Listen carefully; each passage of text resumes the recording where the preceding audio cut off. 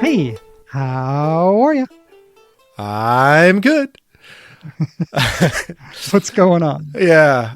You know what? Not much. It's just been kind of a standard week, but a week in which I feel just a little bit lighter.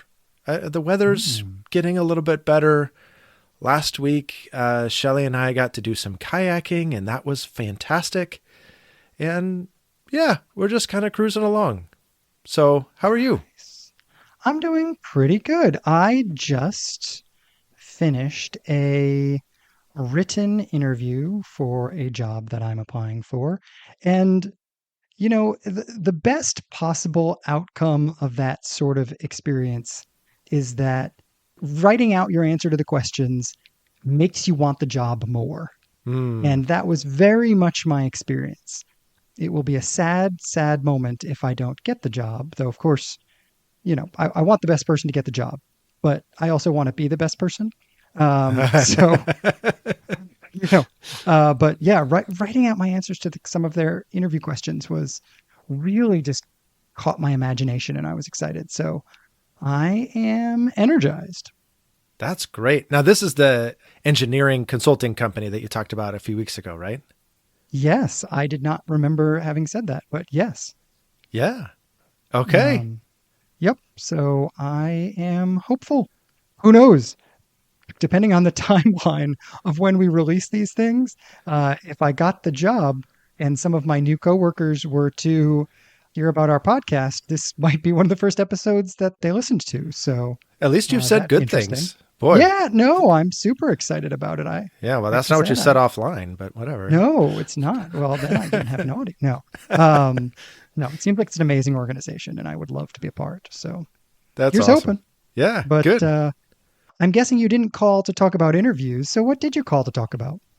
Yeah. All right. So I am finally reading Dallas Willard's The Divine Conspiracy. And Wow. yeah, so this is a book you read quite a long time ago. No, Oh, really? no. This is a book I have attempted to read maybe a dozen times. Oh, And it's a pretty heavy book and requires a lot of focus and it's pretty lengthy. yes. I do not think I have ever finished it. I think I've gotten so this is periodically over the years I've brought up this category of book, the best book I've never read. Yeah. This is currently my best book I've never read. Okay. All right. Well, so this is funny because this is probably the best book I thought I had read. Uh, Yeah. At some point, I think what happened is I read Dallas Willard's Renovation of the Heart.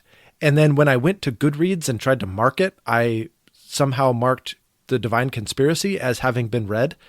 And I own the book. And so I just I even marked it on my Audible as having read it. But I don't know. I don't think I've ever read this. So, yeah. Funny, Renovation of the Heart is one of the best books I've ever read. oh, for sure. I Yes. it's just breathtaking. I've actually read it twice. The first time I read it was when I lived in Massachusetts. We were doing a bunch of renovation, actually, ironically, on our house. And the treadmill was in the kitchen. And so I very clearly remember listening to this book on the treadmill in the kitchen of my house in Boston. Wow. That's fascinating. Yeah. So, but we're not talking about that book. No, we're not. So, Divine Conspiracy. This is Dallas Willard's take on the Sermon on the Mount. Mhm. And I'm about halfway through it, but I've gotten past the point at which he talks about the Beatitudes. And Mm. yeah, you know where I'm going now. Yes, I do. Because I've tried to read this book literally like 10 times. I have read that chapter like 10 times because it's fairly early on in the book. It's maybe chapter 3 or something. Right. And he has a very interesting take on the Beatitudes. Mhm. He argues that over the course of history, we have often argued that the Beatitudes are a set of moral guidelines or moral imperatives that mark the people who will be accepted into the kingdom of heaven. And so it's like here's your list. Go be these types of people. And Mm. he's saying that's not the way to interpret this. In fact, this is instead the kingdom of heaven being announced to even the least of these, and saying the kingdom of heaven is available to everyone, literally everyone, including the marginalized. And so he takes the Beatitudes just in a completely different direction than I think I've normally heard it. That totally makes sense to me. And I feel like he really sets up, you're right, a different way of looking at this. So I'm curious, what's the real question that you're asking here? Yeah, I want to know, are the Beatitudes a set of moral guidelines to which we should aspire? Or are the Beatitudes announcing the good news of the kingdom to the least of these? And, Willard seems to make it an either or, and say it's either this way or the other way. And I've definitely heard it the way he denies, but the way he affirms just doesn't seem to fit either. Yeah, exactly. It seems like maybe he's on to something that's making a really great point. But one of the things I'm always interested in, whenever something is set up as an either or, I'm always going to ask, is there a third option? Right. And that third option doesn't appear very clear to me either. Like, I'm not sure Yeah, what that third option would be. yeah, no, me either. Which leads me to think that let's start off reading the text. Does that make sense? Yes, exactly. Yeah, I'd love to get just an idea of what it is we're looking at. But I don't want to start in chapter 5. I actually want to back up to the very end of chapter 4, starting in verse 23, because this may actually set the stage for Dallas Willard's argument. So it starts off like this in the ESV. And he went throughout all Galilee, teaching in their synagogues and proclaiming the gospel of the kingdom and healing every disease and every affliction among the people. So his fame spread throughout all Syria, and they brought him all the sick, those who were afflicted with various diseases and pains, and those oppressed by demons, and those having seizures, and the paralytics, and he healed them. And great crowds followed him from Galilee and the Decapolis, and from Jerusalem and Judea, and from beyond the Jordan. It's like the night of the living dead was descending upon Jesus, because like all of these people from the entire region are just showing up. And these are the cursed ones of the day. Yeah, it's I love the fact that you're using that word curse because that's exactly it, right? Like Jesus is about to begin with the blesseds, the Beatitudes. Instead And of the curseds, which he kind of should have yeah, started off with. yeah, absolutely. That these people, because these are if I'm remembering correctly, virtually all of these people, if not all of them, are genuinely unclean according to the Mosaic law. Not Yeah. just according to some sort of tradition, they're actually unclean. They, by God's law, can't enter into the religious life of the people of God. Mm. Without first being cleansed. Correct, as they currently are. And that leaves it a fascinating place for Jesus to then begin this in most famous sermon, which I have all sorts of questions about it as a sermon that we can get to later on in the conversation. But are you ready to hear the Beatitudes Yeah. with all that in mind? Well, right. And it is really with all that in mind. I mean, verse 1 Yeah, says that Jesus saw the crowds. And so, in light of the crowds, he sat down to start teaching. And so, we have to picture this crowd, this Night of the Living Dead crowd, all around him as he's giving this sermon. well, not only that, it's not one of the first things that comes to mind when you say that. Is this the Night of the Living Dead or is this the recently healed? Oh, it's Does got to that be a make mixture sense? of both, right? Again, like a third option. Yeah. So, but this is a place where a third option seems odd to me. So Jesus is in the middle of healing tons and tons of people. A whole bunch of people are like lame and hurting and in agonizing pain. And he's like, hey, I've got this 25-minute sermon, and then there'll be an altar call, and I'll call you up and you can get healed then. Like, it feels to me like it would be more consistent with Jesus to have done the healing and then to teach. Again, without wanting to be dogmatic about it, I'm not saying 100% of all healings were done in this context before any teaching was done. But it Okay. seems like he was doing a lot of healing. And so you've got at least a lot of folks who maybe it would be appropriate to say the physical ailments have been dealt with, the spiritual ailments have been dealt with, but they're still dealing with the emotional chaos that those things caused. You know, I was a shamed leper up until 5 minutes ago. Well, and I actually, because one of these Beatitudes, which we still haven't read, is We will someday. we will someday, right? Blessed are those who hunger and thirst for righteousness. And I wonder if these are the people who have been physically healed. And now they're like, okay, I can finally participate in kingdom activities. I am so desperate to do that they don't go home after their healing. They stay with Jesus. And Jesus is maybe even walking through the crowd and touching people on the shoulder as he's indicating each of these blessed are, blessed are, blessed are. And just here's example A. Well, I touched their shoulder. And maybe some of these people were thirsting for righteousness and just experienced their healing and just decided to stay with Jesus. Yeah, I was picturing the same thing when Jesus said, blessed are the meek.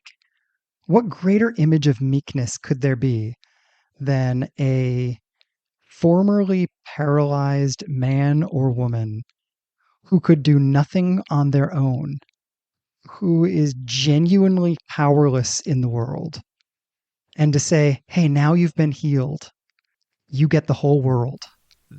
And that's that whole concept of learned helplessness, right? So even now that they're healed, they have a whole lifetime of having been passed by on the streets and overlooked and having to just shrink into the shadows. And you're still a meek individual, even if you're healed. Yeah. But okay, in case we never do it, can I just go ahead and read the Beatitudes? Yeah, we probably should. Yeah. Okay, here we go. I have to tell you, the minute I start to read, I immediately jump back to a conversation with my son from literally earlier today, in which we were talking about different biblical narrators that you can listen to on the Bible app and how they all have these deep, beautiful, rolling voices. And so I want to be able to read this like, and he opened his mouth and taught them saying, but I just don't think I can keep it up. I sure hope you don't. So in my far more ordinary voice, here we go. All right. He opened his mouth and taught them saying, blessed are the poor in spirit, for theirs is the kingdom of heaven. Blessed are those who mourn, for they shall be comforted. Blessed are the meek, for they shall inherit the earth. Blessed are those who hunger and thirst for righteousness, for they shall be satisfied. Blessed are the merciful, for they shall receive mercy. Blessed are the pure in heart, for they shall see God. Blessed are the peacemakers, for they shall be called sons of God. Blessed are those who are persecuted for righteousness' sake, for theirs is the kingdom of heaven. Blessed are you when others revile you and persecute you and utter all kinds of evil against you falsely on my account.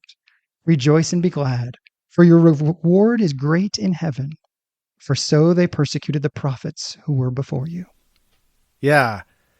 So by my reckoning, we have 8, maybe 9 types of people. We have the poor in spirit, those who mourn, the meek, those who hunger and thirst for righteousness, merciful, pure in heart, the peacemakers, And then the persecuted for righteousness and then the persecuted for following Jesus, are they one and the same? I don't know. So 8, maybe 9. Yeah. So I get it on some of these, right? The down and outs,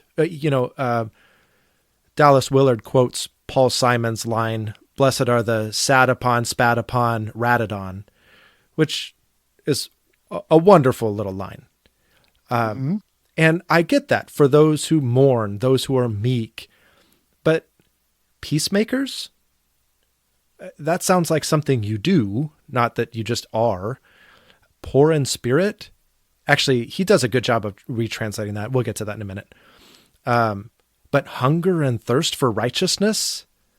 Like, these aren't, like, people who hunger and thirst for righteousness, those aren't the sat upon, spat upon, ratted on. Like, that doesn't make sense to me. Yeah, when I read this, my initial take is that the first four could be states of lack, which is sort of my mental summary of his argument. These are states of lack into which Jesus can act. So, is the poor in spirit a state of lack? Absolutely. Mourning, state of lack? Sure. The meek, a state of lack? Yeah, okay, I'll buy that. Hunger and thirst for righteousness? If by that we mean they are lacking in righteousness, sure, I can buy that. The first four, states of lack. Okay. All right. The second four, however, it's just rough to argue that the merciful, especially if the thing they have is the thing they're going to get, I think that that is a countercultural statement, but I do not think it is a statement about lack. To value mercy is awesome. Right. So, yeah, the way Dallas Willard makes this like the least of these kind of a category is to say the merciful, those are the people that everybody takes advantage of because they're just too kind to everybody. And so they just get steamrolled in this world. Really? I don't know. That just doesn't add up to me. Nor does his pure in heart. His pure in heart, he takes that to be like self-righteousness or like these are the people for whom nothing is ever good enough. And they're constantly critical of everybody else. And they find sin everywhere, even in themselves. So their reward is, or the good news for them is that they will see God, finally, an image of perfection.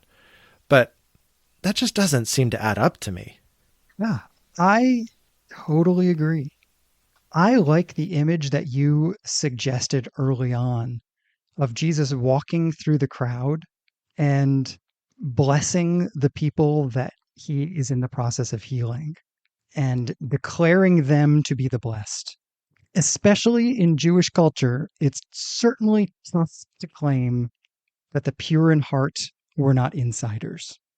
Now, all of Dallas Willard's arguments seem theoretically possible, but I would have to be like really shown where the words meant those things. Right? When we say the pure in heart, do we really mean the people who are just dissatisfied with the purity of the external world? They're pure in heart because nothing else is pure. I agree with you. That just seems rough. So, I mean, take that one, for example. Blessed are the pure in heart. It almost feels to me like the first four were this is who you were, and the second four is this is who you get to be to these people who are broken. To say to somebody who just had a disease or was possessed 5 minutes ago, blessed are the pure in heart, for they will see God. And to realize I'm the person who hungered and thirsted for righteousness, and suddenly I get to be pure in heart. It just feels to me like there's a turn there in the middle. Huh. That's super interesting. I actually read all 8, I'm going to call them 8, of these in one big light. Not 4 and 4, but all 8 having to do with one simple thing. And for me, the linchpin comes later in verse 20, where Jesus says, your righteousness has to exceed that of the scribes and the Pharisees. And I think if we read all 8 of these as opposite of the righteousness of the scribes and Pharisees, then I think we see a whole different light to this list. So poor in spirit, These are the people who recognize their lack. Those who mourn, this is the people who deeply care about others and are sad and mournful. They're just not the high and mighty. Meek, again, the same, like not high and mighty. Hunger and thirst for righteousness, not like visible righteousness, but like true righteousness, being made right by God. Merciful, pure in heart, peacemakers, those who are persecuted for their righteousness. I feel like this is a list that contrasts against the righteousness of the scribes and Pharisees. That is not something that ever occurred to me, but I feel like that is a mic drop moment. I'm like, okay, yeah, absolutely. That seems like the most logical explanation. Jesus is offering a contrast.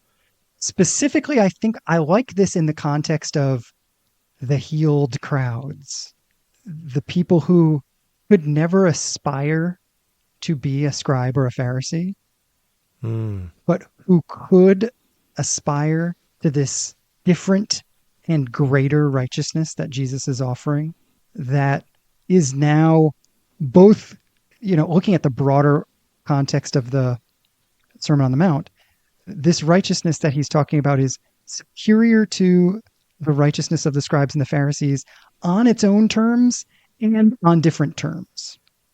Yeah. I like what you said earlier about the first four in terms of recognizing their lack. And this is where the good news of the kingdom shows up for these people. They recognize their lack, and Jesus is more than adequate to supply all that they lack. And blessed are those who genuinely are pure in heart, who desire peace, who are merciful. They hunger and they thirst for righteousness.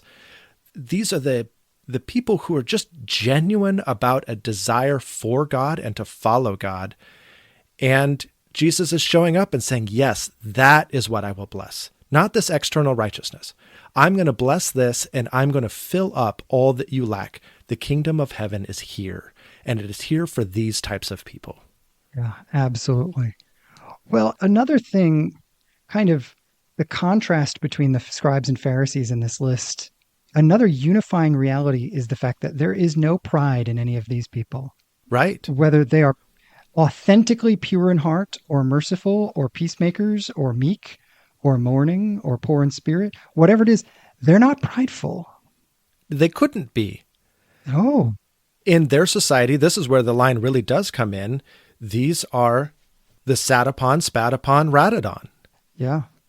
There's almost a snowballing feel because the third to last one, the pure in heart, certainly the scribes and Pharisees would have considered themselves that. But I love the fact that Jesus, adds in heart. He will eventually critique them for being pure on the outside and not on the inside. Right. Using that same word, by the way, that word for pure is going to be used in both. Okay. So he is making the point. This isn't about behavior. This is first about something internal. But then in order to make sure, I love the fact that that's later on in the list, because it's sort of, you start with the poor in spirit, those who are mourning, and even if this is just mourning, there are a lot of friends of diseased, sick, broken, hurting people. And you have gone through a situation where you've cared for a sick person. Yeah. How'd you feel at the end? Oh man, that's too complicated to state, but mourning sure covers it. And it's this sort of gross, heavy feeling, right? Is that fair? Yeah. I don't know. There's something beautiful about starting there rather than, by the time you get to pure in heart, the picture that Jesus is painting with these fills out. Yeah. So I come back to the original question. Is this a moral mandate saying this is how you ought to be? Or is this the good news of the kingdom reaching even to the least of these? And I think the answer is both. This is the middle ground, right?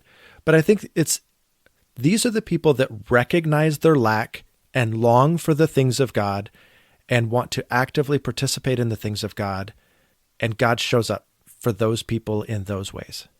Yeah, I think that's exactly it. If you cut out the crowd and the Pharisees, and you know what, this is really about the fact that God loves people. You need to define that. That gets used a lot as, this is the central idea of Christianity. So all we have to do is just love people, full stop, no definitions involved. Sure. Well, my favorite thing about this is that God's response to each of these is different. The Beatitudes would be very different if it was, blessed are the poor in spirit, for God will love them. Blessed are those who mourn, for God will love them. Blessed are the meek, for God will love them. The fact that the love of God is uniquely tailored to the desperate longings of the heart of each of these groups of people is profound to me in and of itself, regardless of whether it is the broken crowd, the opposite of the righteousness of the scribes and the Pharisees, whatever. On some level, maybe it's God himself that is the opposite of the scribes and the Pharisees in this moment. Mm. The scribes and the Pharisees who are distancing themselves from all of these people, the scribes and the Pharisees who are judging all of these people, the scribes and the Pharisees who judge by outward appearances, who say everybody's a bad person and nobody's good enough and all of those things, where there is only a spark of longing for goodness. God is going to fan that spark into flame because he cares about who you can become, because he cares about who you long to be, because he sees those deep longings of your heart, because he sees those desperate needs that are covered by the brokenness of you and other people. But he sees. I mean, as much as this is a statement about the blessed, I think this is a statement about the God who blesses. Yes, again, this is another great contrast with the Pharisees, right? God blesses these folks when the Pharisees would disregard them, right? Those who Yeah. are spiritually lacking, God is going to bless. Those who are mourning, those who are meek, those, like I skip down to pure in heart. Well, they don't have their act together. They certainly don't have, all of the external righteousness of the Pharisees, so they just don't matter. But they're pure in heart. They are eagerly desiring righteousness. God sees that, and God cares about that. And the Pharisees disregard it because it's not external perfection. I find that to be a really fascinating corollary. Like, I think the Pharisees are contrasted against God, and their righteousness is contrasted against the righteousness that God actually blesses. Yeah. And again, I think this is where Jesus as a teacher is so brilliant. There are so many layers of truth that his teaching forces you to discover if you continue to take the time.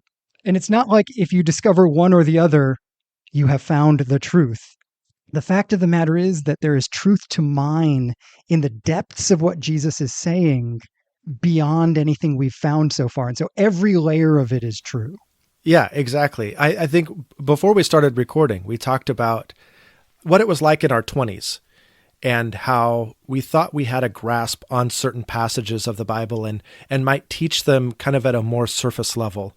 But as we have grown and as we have studied and all of these things, we teach that same passage in a different way because we've discovered new layers of truth to it that aren't visible on the first pass or the second pass, right? You have to really spend some time digesting that truth before those other layers start to become apparent. And then it just makes you hungry for, okay, what else is here? What else have I missed all this time? And it's all true. It just, you have to sit with it longer and longer and longer to uncover all those layers. Yeah, exactly. And I'm incredibly grateful for this. This is one of the things I love about Jesus is that he is so much wiser than I am that it's not like I ever come to the end of a lesson. Yeah. Though I have to say, on a somewhat lighter note, all I can think about is Monty Python and Blessed are the Cheesemakers. It's I, all I can think about. I was And thinking about that before we started recording. That's I just, hilarious. I had to work it in somewhere. And this is the least inappropriate spot because I kept wanting to say it in the middle of some of our profound moments. But as we're kind of getting ready to wrap up here, anyway, I had to throw that in there because I can't not think about it. All right. All right. But I guess yeah, it's time to turn to the audience. We have nothing more. We can't go up from here. no, I've ruined the moment. Yeah. Yeah. All right. Well, cheesemakers, what do you think of this passage?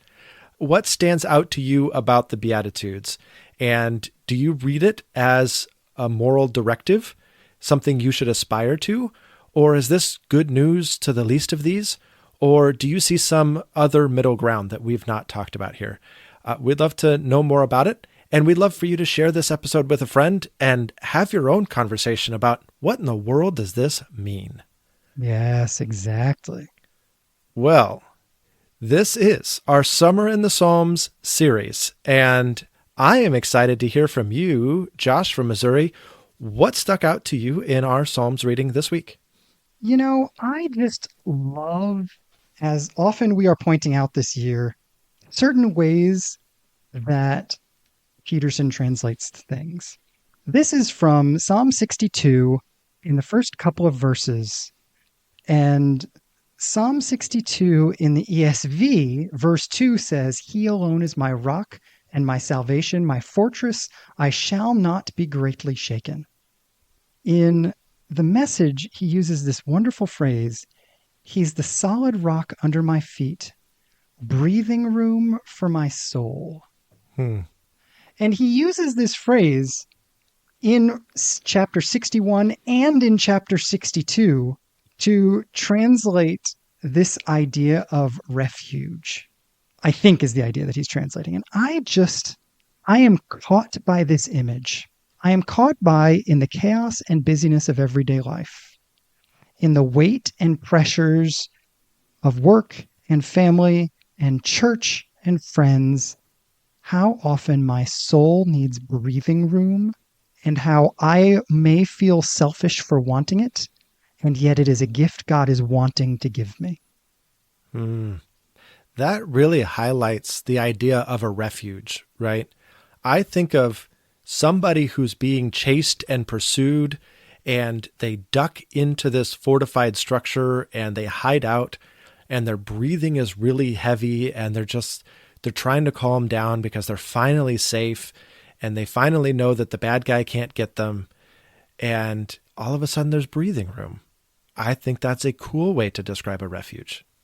Yeah, I love it. I just thought it was, again, as so often with Peterson, I appreciate the fact that he is highlighting something in the text that I am not necessarily catching or that is emotionally not connecting with me.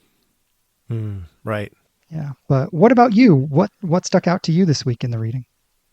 So this week, my reflections do not involve Peterson. Oh. I know. Actually, so it's interesting. You and I are not only doing the Summer in the Psalms series, but on the side, we are reading Revelation and recording some episodes on Revelation that will be released in the fall. And I knew at some point the reading of Revelation and the reading of Psalms would intersect. And it did for me this week. Ooh. So I want to start with the Revelation passage. This is Revelation 18, and this is where Babylon has fallen, and all of the merchants of the world who did all of their trade through Babylon, through Rome, Babylon just being a description of Rome. So Rome has fallen, and all of the merchants of the world are like, well, crud, that's where all of our livelihood came from. What are we going to do now? And, John in Revelation really goes to great lengths to list all of the different goods that passed through Rome that will no longer be passing through Rome. So this is starting in verse 11. It says this, "And the merchants of the earth weep and mourn for her, since no one buys their cargo anymore. Cargo of gold, silver, jewels, pearls, fine linen, purple cloth, silk, scarlet cloth, all kinds of scented wood, all kinds of articles of ivory, all kinds of articles of costly wood, bronze, iron and marble, cinnamon, spices, incense, myrrh, frankincense, wine, oil, fine flour, wheat, cattle and sheep, horses and chariots, and slaves. That is, human souls. Hmm. It is just this lengthy list of all the quote unquote benefits or goods that came through Rome. And now, how are we going to get them? Obviously, I see very much of our consumer mentality here represented. Yeah. But then I contrast that with the Psalms reading. And this is really fascinating. So this is 65, starting in verse 9.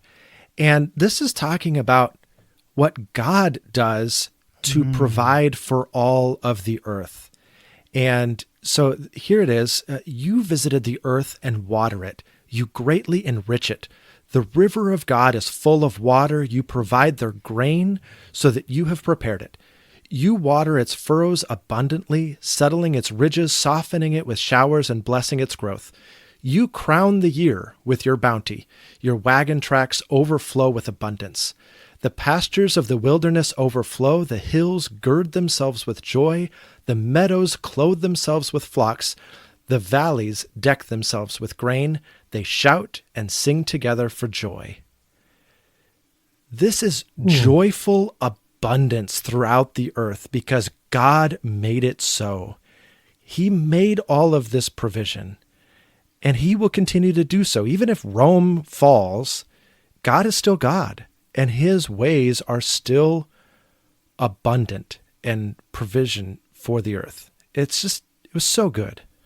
The contrast of those is beautiful. I recently have read both of those, of course, and wow, that's just amazing. I hadn't caught that. That is such a cool contrast. Yeah. And it actually kind of makes me think of, I love country living and would love to live a more simple country oriented life. And so I see a lot of these types of things on Facebook, and, you know, sometimes you just see like this lone cabin in the middle of a verdant forest, and then it just says, this is what, you know, consumerism has stole from you, or something like that. Not that that's what the Bible is trying to teach exactly, but at the same time, I don't know, there's something about that abundance that God provides that is just so much richer than this consumerist culture that we depend upon so strongly. That is a really incredible thought. Wow. And now it's time to ruin it. Oh, it's something that is very consumerist, even. Yes, exactly. And so that is this week's Which Josh question, which is, which Josh is married to a YouTube sensation? Ooh, and this is me. I love this, and this is the funniest thing ever. I didn't know you were married to Mr. Beast. Yes. Well, and let us be timely and congratulate Mr. Beast on officially having taken the #1 spot in terms of YouTube subscribers. That happened just last week or the week before. He is #1 with a like 16.3 bazillion, whatever. Yeah. But Good for anyway, him. my son was watching that avidly, enjoying the fact that Mr. Beast was up and coming. But no, my wife is certainly not quite that much of a YouTube sensation. However, her most highly watched video has 31,000 views, which I think is pretty incredible. Yeah. Yeah, that's great. We would love to have that kind of traffic. Right, absolutely. And of course, it gets even better when I tell you what it is. Are you ready to hear what the name of that video is? I'm sure it's very YouTube sensationally. Yes, it is. And I quote, using multivariate statistics, logistic regression. So you're saying there's a chance? Yeah, so when she was in her doctoral program, my wife started making videos for her classmates. It kind of talking through some of the assignments that they had to do, some of the stats stuff that they needed to understand. And she was the only one explaining certain things. And she is an incredibly gifted teacher. And so her videos are literally the only place sometimes you can go on the internet for certain things. And so she has like the one that I read to you, and then this other one that is like Marriage and Family Theories, CES Comps Review, Ethics and Current Issues in Counseling, CES Comps Review.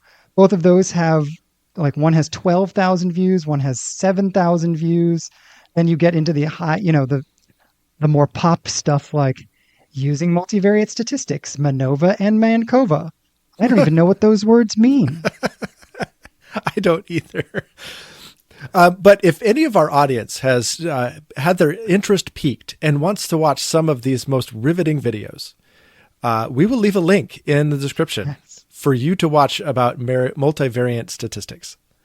I think it's multivariate, not multivariant. There's no N. Multivariate. Wow. I don't even know how to pronounce the words. No, I don't either. And my wife, who typically listens to our episodes while she's kayaking, will, I'm sure, text me from kayaking to let me know if I pronounced it right. Consider my text having been received. All right, there we go. All right. Well, should we pronounce the words better next week?